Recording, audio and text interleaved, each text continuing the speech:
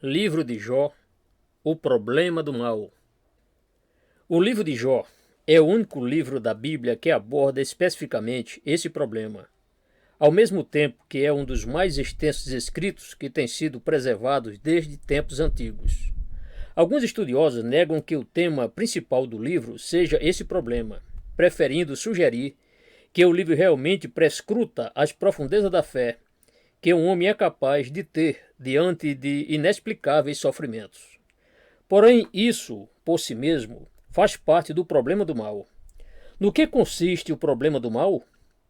Esse é o problema que consiste em explicar como é que pode haver tanta maldade no mundo.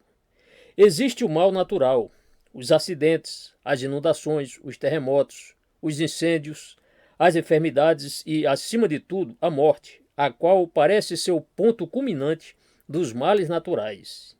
Existem males que não se derivam diretamente da vontade e dos atos maus dos homens. Essas são coisas naturais que afligem todas as pessoas.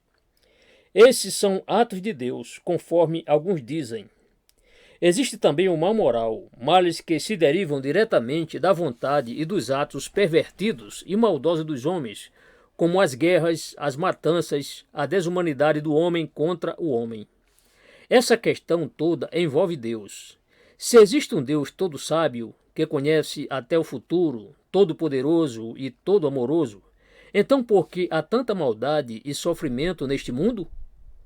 Não podemos lançar a culpa de tudo sobre a perversidade humana. Jó ficou muito doente, e sua carne, por assim dizer, desprendeu-se de seus ossos. Isso foi uma enfermidade, parte dos males naturais. Por que Deus permite o sofrimento? Porque o homem bom sofre? Porque os homens maus não são julgados? Por que razão os ímpios prosperam? Qual é o resultado final do sofrimento? Haverá algum dia sem sofrimentos? Estas são perguntas que os homens costumam fazer perplexos. Apesar de não haver respostas absolutas e perfeitas, nosso artigo sobre o problema do mal procura dar aos leitores as respostas que existem. Mas todas essas respostas funcionam melhor quando são outras pessoas que sofrem.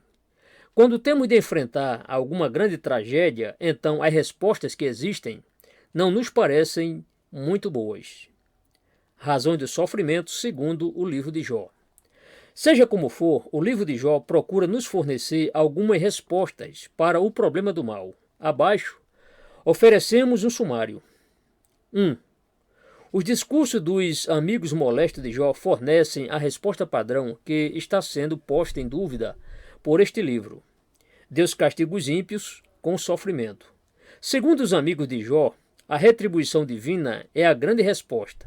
Mas, apesar de haver nisso alguma razão, Jó nos é apresentado como um homem inocente das acusações de que o acusavam, pelo que os seus sofrimentos não podiam ser atribuídos àquelas acusações. Mesmo quando ele se confessou pecador e declarou que se arrependia, isso não foi feito a fim de explicar por que ele estava sofrendo, mas serviu apenas para mostrar que todos os homens diante de Deus devem assumir uma posição de humildade como pecadores que são. Vê Jó 42, verso 6. 2. Os discursos de Eliú salientaram o princípio de que o sofrimento é uma disciplina para os justos, o que corresponde a um princípio verdadeiro, embora, por certo, não seja a resposta no caso específico de Jó. Vê Jó 33, versos 16 a 18, 27, verso 30 e capítulo 36, versos 10 a 12.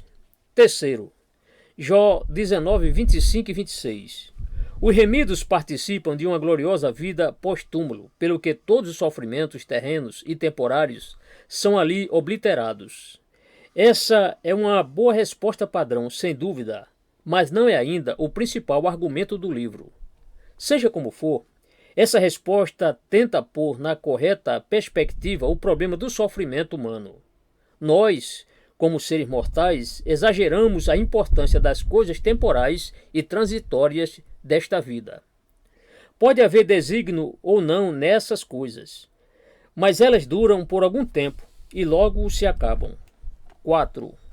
A profundeza da fé, que os justos podem obter e que lhes conferem coragem para enfrentar seus sofrimentos, sem duvidarem da providência e dos desígnios de Deus. Apesar disso, também não são uma resposta definitiva para o problema. É uma espécie de solução para aqueles que estão sofrendo no presente.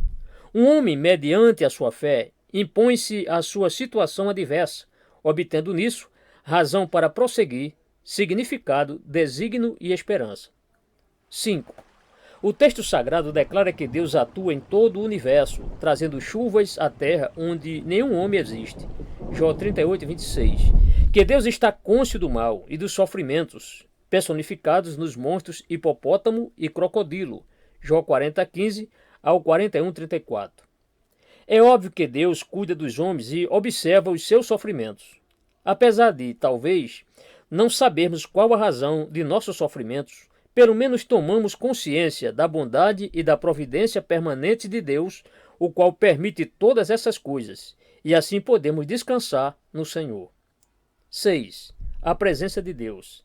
Essa é a resposta final e mais excelente do livro de Jó. Poderíamos dizer: estive com o Senhor e sei que não pode sobreviver ao homem, finalmente, um dano permanente. Essa é a resposta mística, a resposta que envolve a presença majestática e consoladora de Deus.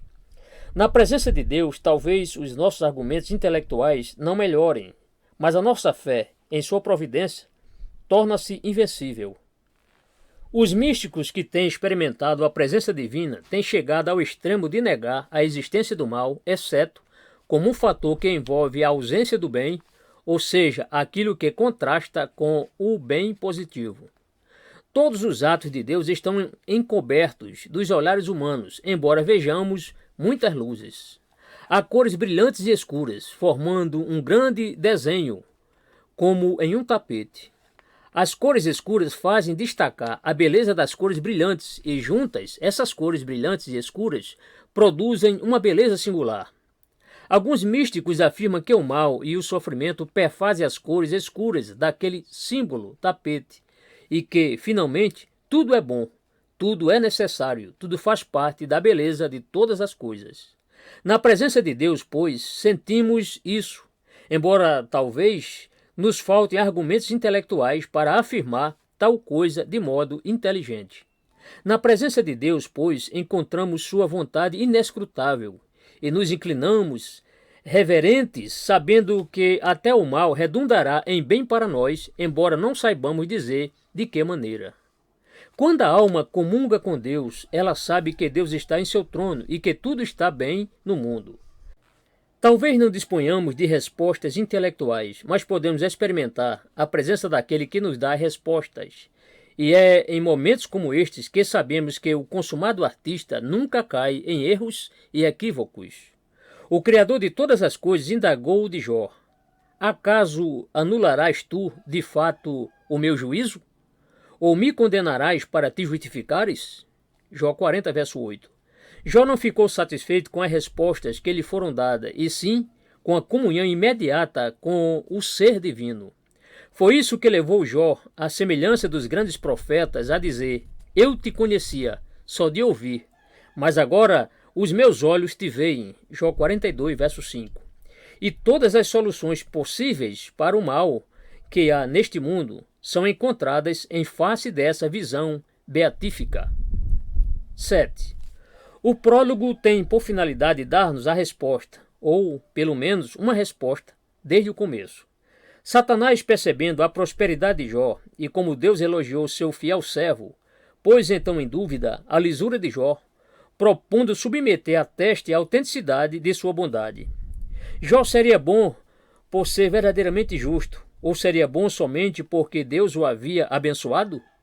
Em outras palavras, a sua bondade era autêntica justiça de alma, ou seria uma bondade egoísta, alicerçada sobre a prosperidade material?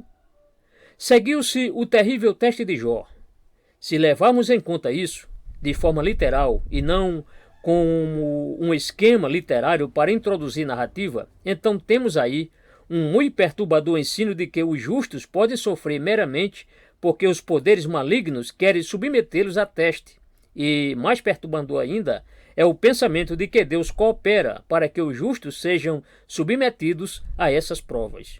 Portanto, é melhor compreendermos este prólogo, provavelmente escrito por um autor diferente daquele que compôs o grande poema, como um artifício literário e não como algo cuja intenção era mostrar que as Escrituras ensinam que os poderes malignos podem fazer uma espécie de barganha com Deus, com o resultado de que os justos acabam sofrendo injustamente.